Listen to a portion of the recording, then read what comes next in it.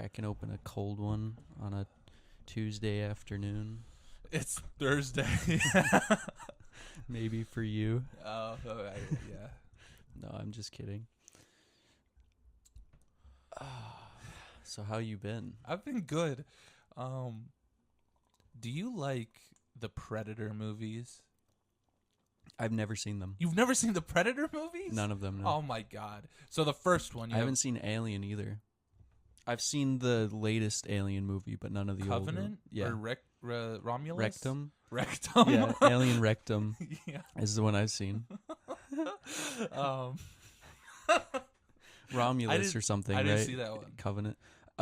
It's good. What about Prometheus?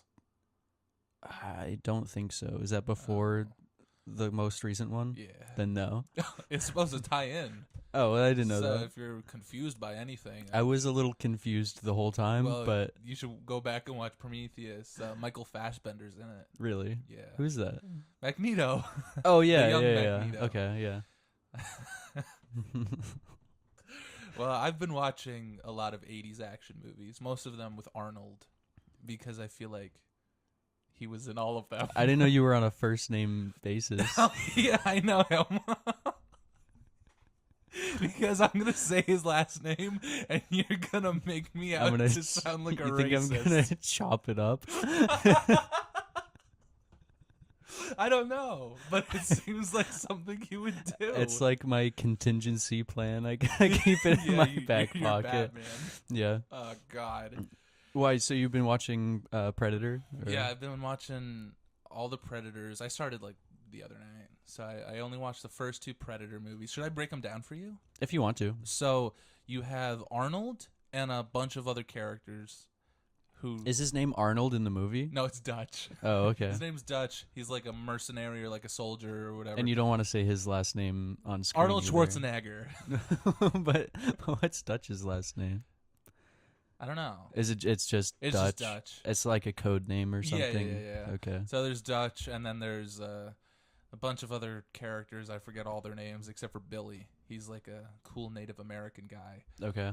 He dies. They all die. Everybody dies except for Arnold. Oh, from the great. Predator. Okay, great. So now I don't need to watch the movies. Well, you weren't going to anyway. Probably not. Maybe eventually I'll be like Yeah, on my deathbed. I'll be like, well, it's time to watch Predator finally. probably. Yeah. But so Arnold and this group of mercenaries fight the Predator in the jungle, and it's pretty sick. Oh, doesn't the Predator have like heat-seeking vision he's or got something? a whole bunch of gadgets and I know nonsense. the one thing where you cover yourself in mud and he can't see That you. was Arnold. Arnold did that, or Dutch did that. Right. He covered himself in mud, and then the Predator's like, and he like leaves. And then Is that why you wanted to talk about this so you could No, show no, off no, your I just- impression? no, I just it's kind of a segue, not into what we're talking about right now, but into something I want to bring up for a future episode maybe. Okay. Is there Predator comics? There is a lot of Predator comics. They still make them today. Really? Currently, Predator is, I guess he's on like a little vacation to the Marvel Universe because he's fighting everybody. Oh, really? Yeah. Okay. They, big crossover. Oh, how do you feel about crossovers? They're good and bad. Yeah. They can be good. Do you see a crossover and you're like, that's cool? Or do you think like, what a cash grab? It's fucking. Always a cash It's grab. always a yeah, always. Yeah. Batman Spawn. I mean, yeah. Yeah. But it is a cool book. Yeah. But yeah, I don't know. I feel like it's fun to see characters that you love together, but it is always very obvious the intention behind it, yeah. which is more readers for both. So it's like, Yeah. I mean, they did, Alien vs. Predator also. Movies and comics. I think they did that in the comics I think I knew about Alien versus Predator before I knew about either of them individually. Yeah. You thought that was just it. Yeah. Yeah. I thought that was like Well, Kong and Godzilla. Godzilla, yeah. Yeah, like they're just destined to fight. Yeah. I guess it's or like Transformers and G.I. Joe now. They're like trying to cross Really? them over. Yeah. Well, oh, okay. 'Cause Oh, they're yeah, both, you like- told me about Yeah, that. they're Yeah. just action figures Hasbro made a long time ago. I see. and then- I mean, like, that makes some sense. Yeah. yeah. But the same cinematic universe, I guess. Yeah, so it's like, do you count like Captain America and Iron Man in the same movie a crossover? See, or I is that don't. I don't just- really, because it's like it's just the different. universe. Yeah, it's the right? same universe. Yeah. So I feel like, oh man, yeah, that's an interesting question. Where do you draw So- the line? Yeah. So like, you know, a Hellboy and Batman, that's a crossover. Right. But yeah. then like Alien and Predator is still a crossover, but it's like owned by the same people, so it's like, I guess, more likely to happen and less cash grabby, but also like definitely cash grabby because like what's the DC offshoot? Vertigo, Vertigo. So Yeah. if it was like a Vertigo comic, like how Sandman has, Martian and Manhunter. Manhunter in it, yeah. yeah. like, so is that a crossover or is it just the same it's just universe? the same universe. Yeah.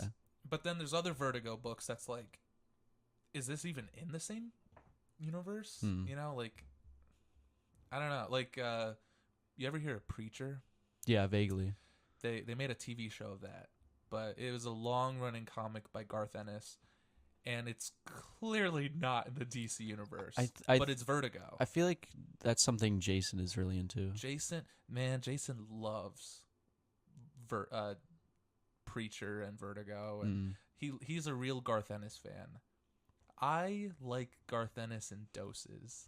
Okay. It's like, how much can you watch people do horrible, despicable, vile things? Yeah. You know? Like, sometimes it's cool. Did you watch the Preacher show?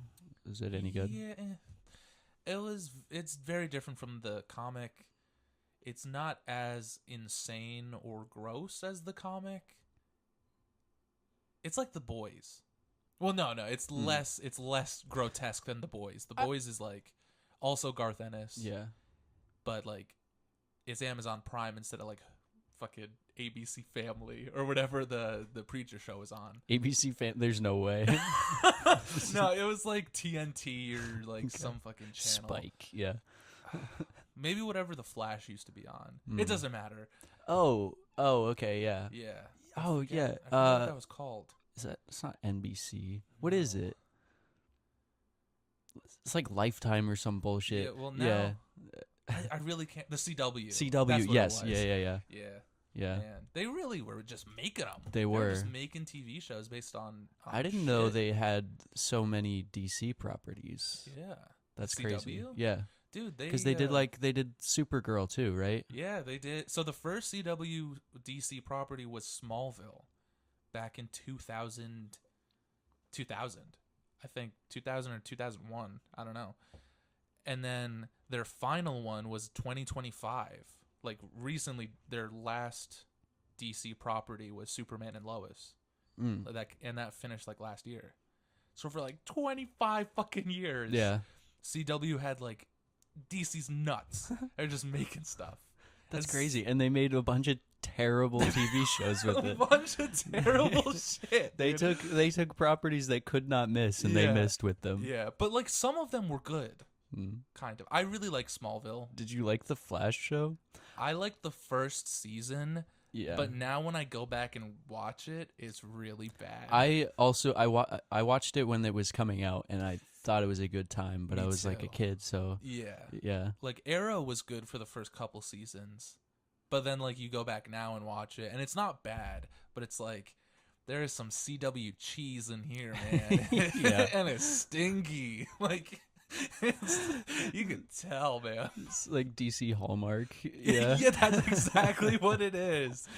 And the more they went on, the worse it got. You know, because they wanted to do more big budget type CGI and everything, and they just don't have it. They Yeah. just don't have that budget. Because people don't realize it takes a lot to have decent CGI. Yeah, you need money, which like a TV channel has. Money and time. Yeah. Yeah. Like if The Flash was the only TV show CW was making that had CGI, because they were also making Supernatural and like every other DC show at the same time that all had a budget of like, Did you ever get into Supernatural? man, I want to. I watched the first season like 12 times.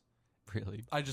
I watch it and I'm like, that was really great, and then months go by and I'm like, Let me rewatch it. Because And I just, what was happening. yeah, and I just repeat the same cycle. I'm in like this loop, this paradox of like watching it and not watching it and forgetting about This it. like Groundhog's Day loop of watching Supernatural. I'm watching. I'm like, oh, I remember this.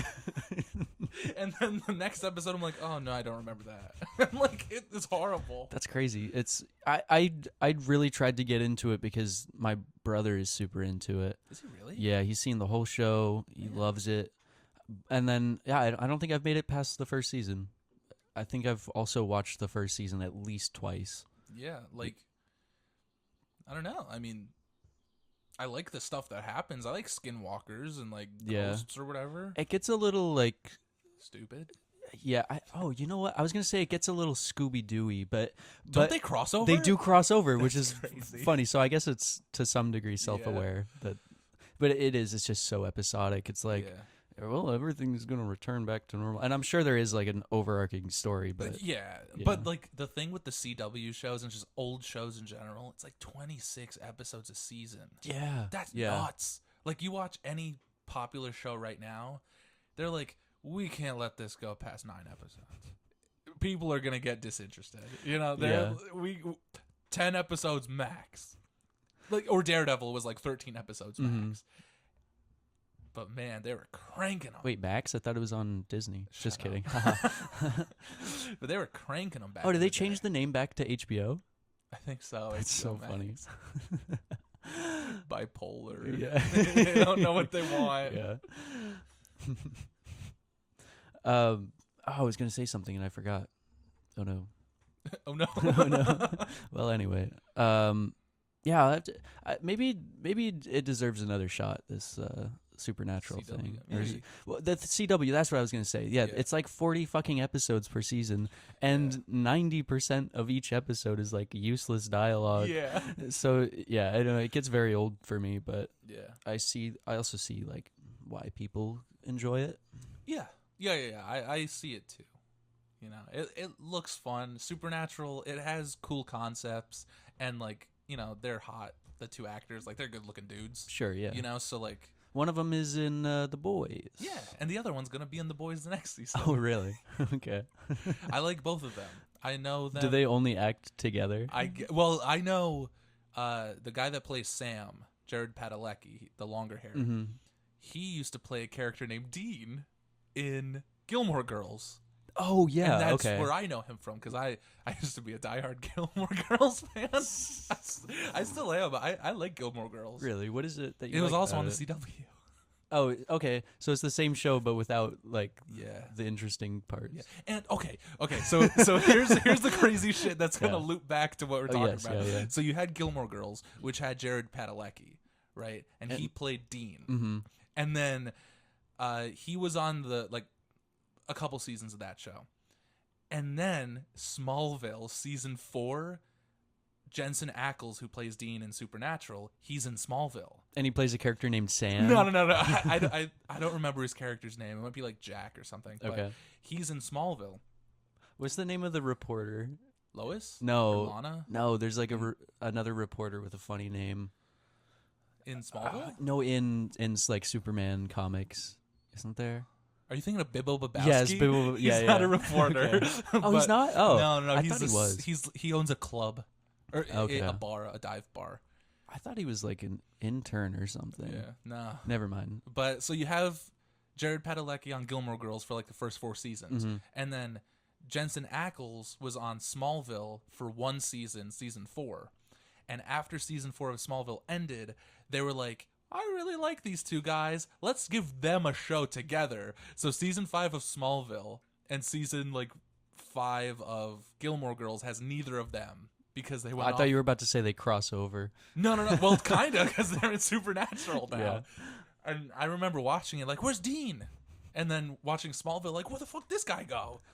And then They there's a just- show with both of them. They and I just haven't pulled them watched out, it. no explanation. Yeah. No, they're... Well, you see, Rory from Gilmore Girls, she had enough of Dean's bullshit. Of course. And she wanted to date somebody else. And then Jensen Ackles on Smallville was... I don't remember. He probably might have died. He went to like Massachusetts or something. Maybe. Yeah. I don't remember what happened to him. Well, welcome to the Off the Shelf podcast. My name is Josh. My name is Vinny. This is the book club podcast where we take books off Vinny's shelf and talk about them. What are we talking about, Vinny? Today we are going to be talking about Batman Superman World's Finest by Mark Waid and Dan Mora. Ooh. I am so excited to talk about this. We're just going to talk about Volume 1, which is titled The Devil Nezha, or Neza. These are both familiar names for me. What else did Mark Waid do? So Mark Waid, we've talked about Mark Waid quite a bit. He's done some Batman. He's done a bit of everything. Yeah. So Mark Waid is a premier comic book writer. DC, Marvel, he has written so much influential, shit for both companies. Mm-hmm. We talked about Superman Birthright, or Superman Afterbirth, or whatever we call it. Yes. We talked about Tower of Babel, the Justice League. Oh, that was Mark Waid. That was Mark Waid. But you hate that book. I don't hate it. I think it's kind of silly. Yeah. And you know what? He's written so much that I love. He's allowed to write a couple things that I think are silly. Sure, okay? yeah. But for like Marvel, he wrote the Fantastic Four. He wrote Daredevil. He wrote Doctor Strange. For DC, he did a book called Kingdom Come, which is a seminal comic book it's such an influential comic that the Superman logo in Kingdom Come is the new Superman logo for the brand new movie. Oh, okay. Yeah. Like, he understands the DC characters and the DC mythos and the Marvel characters, but you could really tell he knows the DC characters like the back of his hand. Like the underside of his balls, he knows the DC characters. And whenever I see his name on the book, I'm like, all right, it's going to be great. I feel like In The Flash, he did The Flash too. Was that the Barry Allen Flash or his name's Mark Waid. The fucking he did the Mark Waid Wally West Flash. Yeah. He created the Speed Force. He created so much in Flash lore. He didn't do Flashpoint though, did he? He did not do Flashpoint, but without him, Flashpoint probably wouldn't have happened. I see. Because he made all those concepts. Because he made all those concepts and everything. So he's been in the business for a while. He knows what he's doing. And I know recently some people, I've seen some slander against him because of certain political beliefs that he has. Oh, really? What? He's like a Trump supporter or something? No. He's not a Trump supporter. So all the Republicans. Oh, he's Team Elon. He's But I don't care about any of that. Okay. And Dan Mora is like a new upstart. He's like a brand new artist he's not brand new. He's been working on a lot of independent work for a while, but he's finally made the transition over to DC. And this was the first book. I don't know if it's the first one he worked on, but it's the first book I read with him doing the art. Man, I want to see him draw everything. The cover looks pretty cool. His art is because it's a modern classic look at these characters. Do you mind if I look through it? No. One second. No, I won't. I don't want to spoil anything. I'll let you look through it in a minute. But so a huge thing about this that you're going to need a little context for where these two characters are at this time. Everybody knows Batman, everybody knows Superman, but this book takes place in the not too distant past for these characters. So here's why Mark Waid is perfect for writing this, because he knows all about every era of DC Comics. He knows how to blend them all. And with DC Comics, there is the New 52 and post-Crisis and pre-Crisis, and there's all these reboots and all this continuity that doesn't make any sense, but Mark Waid is able to make a nice little sandwich of it and just make it all work together. So like, this is a blend of, is it New 52 era? Is it, post-Crisis? What is it? It doesn't matter. All you need to know is that it's Batman and Superman, and it's in continuity. Just don't worry about when. Just worry, like... Is that why it's set in an earlier times to, like, avoid all that mess? I guess so. I don't know. I think he just wanted to write a fun team-up book with Batman and Superman set in the era that he loves the most. Yeah. When Dick Grayson is Robin at this time. So he's not Nightwing. There's only been one Robin. But he doesn't have, like, little shorts. He has pants. You know? Yeah, yeah. But Mark Waid's clever enough to reference the shorts and have characters be like, "Oh, you're wearing pants now." It's like, I'm trying something new. You know, like he knows. So yeah, so he's creating new land for them while still acknowledging the old things. That's cool. I like and that. he makes it fit. You know, it's not like it contradicts what's happened. He is able to create new characters and make it work in what's already been established, which just, you know, he's a great writer. He knows what he's doing, and this is a perfect book for it. Now, another thing I love about it is he's written for Batman and Superman and all these characters before, and he wants to create a new character in this, and we'll talk about that character. But he's also had some other characters in DC that he's never gotten to talk about, who he has in this book. And there's some characters that I know you like, and that's why I think we're going to have a lot of fun with this book. Oh, like who? Well, I'll tell you about it in a second. They show up relatively quick, like in the first chapter of this book. You think I like characters from comics? Well, I know you like these characters. Okay. So this book takes place in the not too distant past. Don't worry about when. It picks up in Metropolis. In the 1940s. In the Sure. Yeah, Superman and Batman are fresh off the Fresh off the what? I was gonna say they're fresh out of throwing tomatoes at Hitler or whatever. Yeah. They're skillfully avoiding the Holocaust. They just bought some war bonds and that they're spreading propaganda. No, Superman's like, I could stop this Hitler guy, but there's some shit going down at the local newspaper I gotta deal with. My pal Jimmy Olsen needs my help. So, in Metropolis, it picks up Superman and Batman and Robin. Robin is... Oh, so Batman's in Metropolis. He is, and it's daytime. Whoa. Now, Mark Waid clearly wants to write like a more jolly, like happier Batman than just like a depressed, horrible man. Like, you could tell this Batman loves Robin like a son, and he likes Superman, and he's not like a dick to everybody. Yeah. He's like genuinely a person, which I really like. I feel like that, and I don't really know necessarily where they are at this point, but that I feel like that makes sense because I think at this point he'll have had time to like work through some of his shit. Yeah. So like if we're breaking it down, think like Batman has at least been Batman for 4 to 5 years, because like he got Dick Grayson Robin in his 3rd year. Right. He got him. He got him. He went to the pound. He took him from the streets. Yeah. He had young Dick Grayson join him in his mission. He gave birth to Dick Grayson. He gave birth to him. Yeah. In his 3rd year of being Batman. Okay. And usually Dick Grayson is about 12 to 13 when he becomes Robin, and here it seems like he's like 16. So maybe 15. I don't know. So add a couple years. Batman's been around for probably 5 or so years. Let's say 5 years, right? You could imagine Superman's been around this equal time, maybe a little more. Yeah. So they're friends. They've met each other. Robin is a huge Superman fan. I feel like Superman started out earlier than Batman though. He does. Yeah. Unless it's the New 52 continuity. And everyone's dick hard for Batman, so you got to make Batman the OG superhero, okay, yeah. or whatever. Yeah. I like Superman being first because he has to inspire everybody. Whatever. So in Metropolis, Batman and Robin are helping Superman, who is busy fighting Poison Ivy and Metallo. Do you know who Metallo is? Man, it sounds familiar. He is like a robot cyborg man with a kryptonite heart. Okay. I was thinking of Doom Patrol, Flex Mentallo. Oh, yeah, that's what I know. So you have Poison Ivy and Metallo who teamed up for some reason.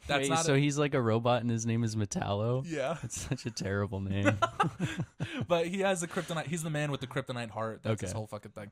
And Superman and Batman team up, and Robin. They team up, they fight Poison Ivy and Metallo, and that's not a usual combination of villains. They don't team up often or ever. I've never seen them in the same room before. And Batman and Superman are confused about it as well. So they defeat them, but before they defeat Metallo injects Superman with red kryptonite. So he has a green kryptonite heart, but he has like a needle, Okay. and he injects Superman with red kryptonite. So they make it in liquid form? Yeah. Or somebody did. Sure, yeah. Uh, Or it's like radiated by it or I whatever. don't know. It doesn't matter. And the red one makes him like evil or gay. No. So there's a couple. That's the pink That's one. the pink one. Yeah. So there's a couple different versions of red kryptonite. This one, they say that it has like transformative properties, Okay. meaning that the effects it has on Superman changes rapidly. So with the red kryptonite going through his veins, he's like, he turns to steel, he turns to mud, his skin turns translucent like rapidly. So Batman's like, oh fuck, I don't know what to do, I don't know how to help Superman. So he's like, we need to call somebody who is an expert on crazy body transformations. Martian Manhunter. No, he calls the Doom Patrol. Oh, excellent. Yeah, Okay. so now you can look through the book. Oh, that's cool. Wait, that's really That's fun. why I knew. And they're not just in this for like a cameo. They're here for the ride. Huh. And you could tell that Mark Waid, he's never gotten a chance to talk about Doom Patrol. This is it. He's excited. I'm excited. Everyone's excited. So you have Batman. They bring Superman to the mansion or wherever the Doom Patrol hang out. And it's just Elasta Woman, Oh, Rita? Negative Man. Yeah, Rita, Negative Man, and Cliff. Okay. So it's just those three. That's like and, the classic Yeah, team. and Niles Calder. So they bring him to the mansion, and Niles is working on how to cure Superman, and they notice that the needle that Metallo used has this symbol on it. And Niles, obviously, he knows a lot of shit, right? So Niles is like, I know that symbol. It belongs to the Devil Nezha. And Batman's like, oh, I've heard of the Devil Nezha. Nobody else has heard of him because he first appears in this book. But so you have Negative Man. Negative Man's able to like get into Superman's body and suck out the fucking poison, I guess. Okay. So Superman gets cured, but while Superman has it in his system, you see him like hallucinate. So he starts to think like Batman's General Zod. So he starts fighting everything. That's interesting. So, because the negative spirit is like radiation energy. Yeah. So, but Superman would be able to handle it because Yeah. he's also kind of radiation. Exactly. That's interesting. So yeah, you have the Doom Patrol help Superman. He gets the kryptonite out. You have some beautiful Dan Mora art of just like, you see while Superman's hallucinating, he sees Batman turn into General Zod or Lex Luthor. This Metallo guy looks really fucking cool. Yeah, he does. He's like a zombie. It's crazy. Yeah, I always liked Metallo's design. Sometimes he's like full robot. Sometimes he's got some skin. What's his origin? Do you know? It's always different. Typically, he's like a military, like a soldier who maybe has dated Lois Lane. And because Lois Lane's dad is a general. Okay. Yeah, General Sam Lane. And so a soldier that General Zod. General Zod, yeah. So he has ties to Lois, but he also sometimes he works for Lex Luthor, and Lex Luthor turns him into Metallo. He's just like an experiment from Lex Sure, Luthor. yeah. Turns into a robot. He gets real upset about it and wants to kill Superman. Okay. Yeah. So you have Batman and Niles discuss the Devil Nezha, and everyone's like, who the fuck is that? I've never heard of that guy in my life.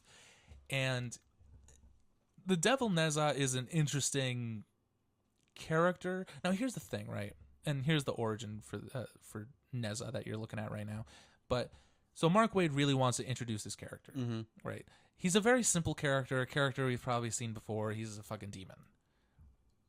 But he clearly... Oh, this isn't something introduced in this story. This has been No, it is. a character before. No. Oh. This character is being introduced right now. I see. But Mark Waid's like, we're going to use this book as like a backdoor pilot for this character. And then in like regular continuity, we're going to bring that character back. See, I was wondering because there's a clear like shift in the art style Yeah. that makes it look like an older book. Yeah, no, it's just, they just want to make it look that way. That's cool. I love Yeah. that. So the whole thing with the Devil Nezha is like back in ancient China, there was this warlord and his son. And his son was a warrior who got slain in battle. And the warlord was so distraught. He was plagued with grief and depression. He traveled the world to find a cure for death, I guess. And for like years, he searched for a way to bring his son back to life. Eventually, he's like fucking scrubbing the floor for a wizard or whatever. And the wizard's like, you know, I'm really proud of you. Here's some life juice, I guess. That So- origin is like a few degrees away from the Ninja Turtles. Yeah. Yeah.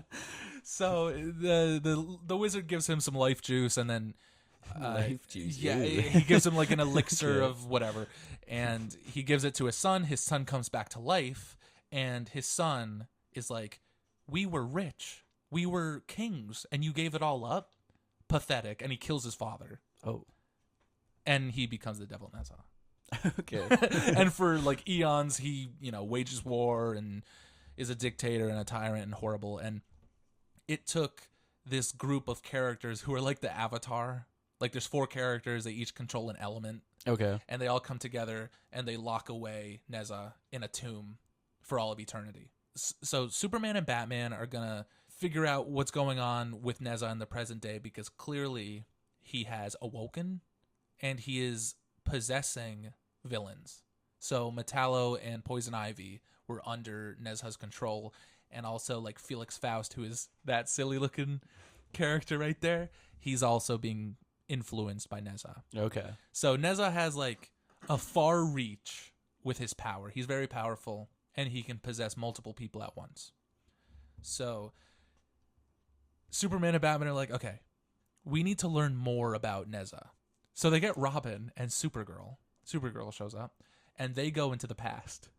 They time travel and go to ancient China to talk to the warriors that sealed away Nezha years ago. To figure out how they did it. Exactly. And the Doom Patrol, they have an enemy called General Immortus, who is immortal, and he's been around for a long time. Mm-hmm. And they're like, yo, we want to talk to you and figure out stuff. That I think that's what you're on right now. Yeah.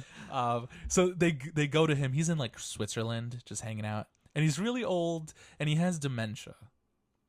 And they're like, oh my god, immortal with dementia, that is like the worst fate Yeah. you could ever imagine. So like they show up and they're ready to do battle, and he's like, He's just "Oh, an hey." old man. Yeah, he's like, Yeah. you all look familiar, are you hungry? And they just like hang out. And it's really sad, but they find out that he knows the symbol of Nezha. Freaks him the fuck out. He's like, no, the Devil Nezha, you get away from me. And so they leave. They feel bad. They're like, we shouldn't have They come can't here. beat up this old man. Yeah. So, and then there's Superman and Batman who are dealing with the supervillains that have been possessed. Felix Faust was he was chasing down Billy Batson, who's Shazam, Mm-hmm. and he like Oh, that's interesting. I was gonna say this whole like this Nezha thing reminds me of Shazam. Shazam. Yeah. Yeah. Just the way they're like locking away the power Oh yeah, and all that. yeah. That's So, interesting. and I guess the reason specifically they're chasing down. Oh, that's who that little. I was like, who's this That little little boy boy. that's in hell with them right now? yeah. They go to hell. Felix Faust casts a spell that like makes Billy's mouth disappear, so he can't say Shazam. Okay, that's a good combat. It is, yeah. That's- And Superman and Batman help him out. They go to hell. Felix Faust, he sends them to hell, and Batman starts flipping out. He's like, "What the fuck? I've never been here before." And Superman's like, "This isn't hell. I've been here. oh, really? It's just an illusion of hell." Oh, But yeah, Superman went to hell once when he died? with Green Lantern. No. He went to hell in like a He random. probably went to heaven when he died. Probably. Yeah, no, just kidding. He went Kryptonian heaven. Yeah, Yeah. So, man, they packed like everyone into this. oh book. yeah, everyone gets involved. yeah. Yeah, you have like there's the Flash and Wonder Woman are dealing with other villains. That's Dr. Alchemy right there. That's not Green Arrow. No, Oh, it's Dr. Alchemy. Okay. He turns the city into clay or whatever. Oh, that's cool. Yeah. And at this time, Green Lantern shows up right there. And they're like, oh, thank God. Someone's going to help us. But then Green Lantern's like, hey, guys, ready to die? Because Nezha has not only taken control of the villains, but now he's like, man, these villains always lose. Let me use these heroes. So he starts possessing the heroes. So now Superman and Batman have to fight Green Lantern. And what, Green Lantern didn't have the willpower to keep this guy out of his I head? guess not. But it's funny you say that because so they like fight Green Lantern and they make like a funny joke like, I miss the day when you could just hit him with a yellow brick and that'd be enough. Oh, he makes a cool Green Lantern like mech armor and fights him. But so while they're fighting him, and so this is why I just love this book because of the like why I love the art, because clearly Mark Waid was like, yo, Dan Mora, I just want you to draw cool shit.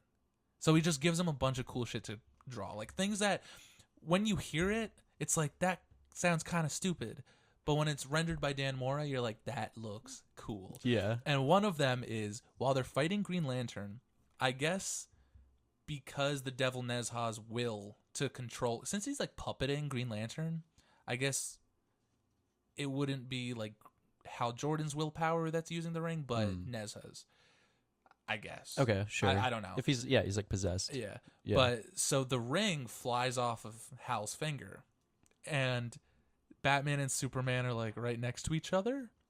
So the ring combines both of them into a Batman, Superman, Green Lantern combination. Oh, what? Okay. Like, it's like, what the fuck? But I think it's such a cool design. I bought an action figure of it. That is cool. It's cool. When did this book come out? Kind of recently. I think 2022. Oh, okay. Very recent. Yeah. And it's still ongoing today. So it's on like issue 40 something. Really? Right now. Okay, that's cool. Yeah. And there's multiple volumes you could buy. And I have them all. You see a bunch of other superheroes right there that Nezha's going to corrupt and make work for him. And you get to see Green Lantern, Batman, Superman Wait, so fight. how does the ring combine them? I don't get that. I don't get it either. I really can't tell you. Maybe because I think they were holding Dr. Alchemy's. He has like a rock, his alchemy rock. Oh yeah. Or I think it's called the Philosopher's Stone. Probably. Yeah. It always is. Yeah. Batman was holding it, so maybe since that can change Oh, things into other. okay. If they're, yeah. There's some other magical Don't worry component that's about not it. just the ring, though. Yeah. Yeah, okay. Yeah. So I guess that kind of makes sense, but also, who cares? You know, it just. How long do they stay in this form? Only like a little bit. Oh, okay. Only enough time for them to beat up all their superhero Now, friends. do they have one brain, or is it still three separate like identities within this body? They don't get into that. Okay. Because also, I think the ring is like running out of juice. Oh yeah. Yeah. So they eventually split. They're like, okay, we beat up all the villains. Now we need to like take care of Nezha because clearly he's back. We gotta finish him, right? Oh, Supergirl and Robin go to the past and they start talking to the warriors who defeated Nezha back then, and you learn that they sealed him in a tomb, but there's a price that you must pay or whatever, and it's just like someone has to stay in the tomb and keep the door shut. Because it only locks from the inside. Yeah, so somebody's gonna die, right? So like, who's gonna die? We'll get into it, but you have so while Supergirl and Robin are like coming back to the future, I guess there's turbulence in the time stream because Supergirl accidentally lets go of Robin, and Robin gets lost through time. Does he get his own little spin-off story about that? In the next issue. No, it's not in this book. It's in the next volume. But you have Robin gets lost, and Supergirl is real upset about it, as you would. She blames herself. And Mark Waid infuses this like little dynamic with Supergirl and Robin that I've never seen before. Of they previously went on a date, and the date didn't go well. Okay. So they're two teenagers who are like bickering about how it didn't work out or whatever, and you have Supergirl like, oh, so you're wearing pants now? And he's like, leave me alone. And she's like, you just have to show off all the time. He's like, I'm not showing off. You know, like they're just constantly After one date? Oh, yeah. shit. And you see them on the date in the next book, and it goes horribly. Robin shows up to the date in his costume. And Supergirl's no. like, I thought we were just being normal. And he's like, oh, fuck. Like, this is normal. Shut up. Yeah, so Yeah. it's really funny. But That's cute. after that, Robin gets lost in the time stream. She's really torn up about it. She blames herself to the point where she's willing to like sacrifice herself later in the book. All the characters converge. Doom Patrol, Superman, Batman, everybody. They go to the tomb. They're gonna lock Nezha back in the tomb. They have a big fight with him. Looks very cool. So who ends up staying? So what happens is Superman obviously is like, I'm fucking Superman. I gotta stay. Let it be me. Supergirl's like, no, I let Robin die. Let me do it. And Batman's just quiet. He's like, I'm not doing that. He's like, no. One of you guys goes in and I'll figure out how to get you back. Yeah, of course. And none of the Doom Patrol are like, oh no, No, actually, they volunteer. They volunteer. They're Yeah. like, we're expendable, but they don't do it. What happens is Superman ends up pushing Nezha into the tomb, but he grabbed the Phantom Zone projector from the Fortress of Solitude. Ah, So that's what that little doodad is. yeah, so they actually shoot Nezha into the Phantom Zone, but he's so powerful that he like breaks out of it. And they're like, oh my god, how do we kill this guy? Like, the Phantom Zone, I've never seen anybody rip out of the Phantom Zone, Yeah. but Nezha does. So they're like, oh fuck. Superman ends up grabbing the Phantom Zone projector and pushing Nezha into the tomb, closing the door, and shooting himself into the Phantom Zone, and destroying the Phantom Zone projector before he's fully teleported to the Phantom Zone. So okay. So there's so- no opening back out to the regular world. Yeah, Yeah. but the heroes can get to the Phantom Zone another way, you know. So Of course, yeah. So Nezha's The locked second in the tomb. projector.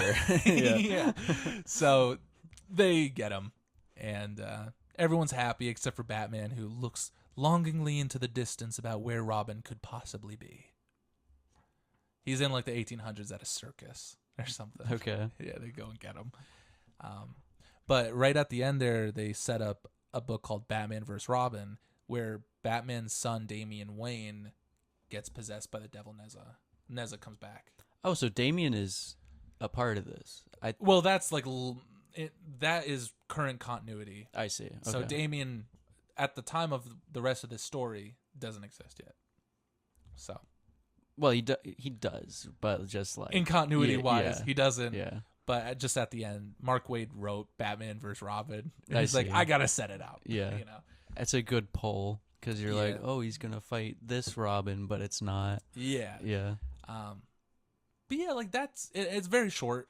You know, it's really, really fun. Just 5-issue beginning chapter to the rest of the series. A lot of the story arcs do involve Batman and Superman teaming up with another character like Metamorpho, or the Doom Patrol in this volume, or Mark Waid creating other characters, and I think it's just a very fun little read. It seems very fun. What would you give this book? I would give this book a Kate 8. Ooh. What? Nothing. A Kate 8 out of Ben 10. Yeah, I don't think we did this the last time. I don't think so I either. forgot. Yeah. Kate 8 out of it. That's a pretty high score. Yeah, I've read it a couple times. I really enjoy it. Would you say this is a good book for new readers? Yeah, I think so, because it's not overly reliant on continuity, even though it's set back. I feel In like time. to some degree though there is the need of like character understand. Like you wouldn't know a lot of these characters because they're from other things. That's true, but Mark Waid does a good job of filling in the gaps of like, who is the Doom Patrol? You know, there is like internal monologue and you know everything. So it's not just like, here's the Doom Patrol. You're fucked. Fucking learn it on your Yeah. own time. You know, he Go fills in the read gaps. 30 issues of this other comic and come back. Yeah. No, he makes sure it's very new beginner reader friendly, which I really like. Yeah. And it's easy to jump in, and the art's pretty, and you know it's a very long series too. So like, you get to see what happens with Robin, and the closure between Supergirl and Robin's romance. Does Robin ever become Nightwing in this? No, this series? is way before Nightwing's time. But this was like a huge, like at the time, DC started this thing called Dawn of DC, where after this event called Dark Crisis on Infinite Earths, Oh my god. yeah, the Justice League die, right? Seemingly. Mm-hmm. And Nightwing is kind of left in charge to figure shit out while there's like a multiverse fucking chaos going on, and then the Legion of Doom is being evil, so Nightwing's like, oh, I gotta figure it out. And after all that nonsense, maybe one day we'll talk about it. It's really silly. It's not the worst crossover I've ever read, but I would not recommend it. But it's up there. But it's Yeah. it's not a good one. Yeah. But so you have after that, DC launched the Dawn of DC, which was like, let's make things simple again. Fucking no, it wasn't. But they did like relaunch Doom Patrol, and they relaunched like Superman, and you know, a whole bunch of different characters got brand new titles, and it was a way to get new readers in. But when the Justice League returned, Nightwing, Batman, Superman, and Wonder Woman go to Nightwing, and they're like, we're really proud of you. We want you to lead the Justice League. Oh, really? So, and that's why And he's like 15. No, he's like fucking 30 Yeah, at no. this time. Yeah. But that's why this was so great, because this was coming out at the same time that was coming out.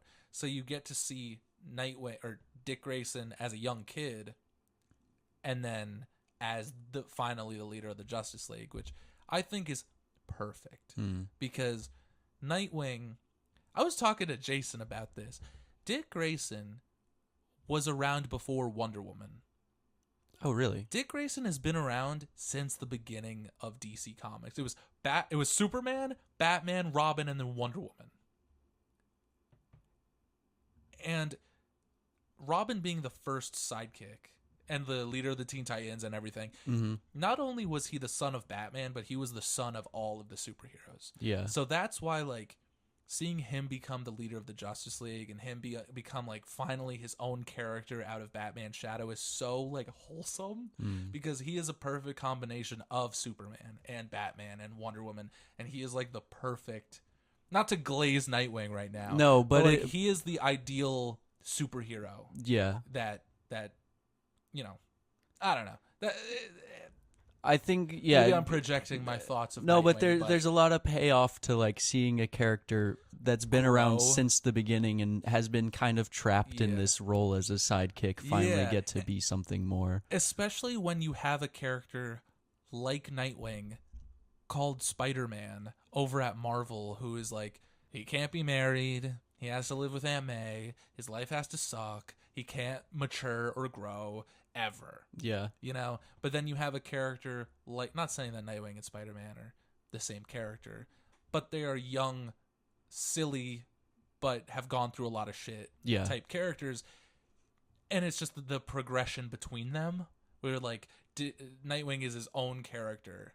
Well, so is Spider-Man, but Nightwing has really grown over his 100 years of being around, and Spider-Man is exactly where he was in 1962.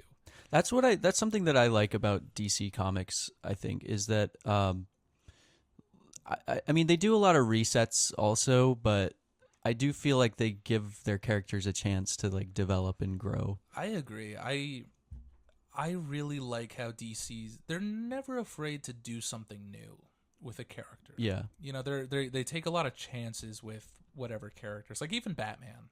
You know, Batman's the most profitable DC character. But over the years, like, they killed Alfred, they made Batman broke, like, he doesn't live in the mansion anymore, he's homeless. You know, like, they do things with him that keeps it fresh and different. Yeah. You know, and Superman, he's a dad.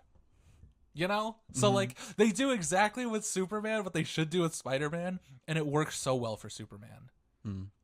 And, like, Spider-Man's horrible. I don't get it. He's still fighting clones. He's still fighting Yeah. clones. Literally. He's still fighting clones. He's still not with Mary Jane. He has currently, oh my God. So a brand new Spider-Man relaunch Oh happened. boy. The Yeah. first 5 issues came out. First story arc concluded. It wasn't bad. I read it. it wasn't as bad as what's previously been going on. Like, Peter Parker has a job. He got a job at like a science lab now, and he has a new girlfriend. He's had a job at a science lab, but this sometimes. is a different science lab. Okay. So, and he has a new girlfriend, Mhm. and the Hobgoblin's a villain. The Hobgoblin scheme is so stupid. That's Harry, right? No, Oh fuck. Harry was the Hobgoblin in Ultimate Spider-Man. Right. Okay. Yeah.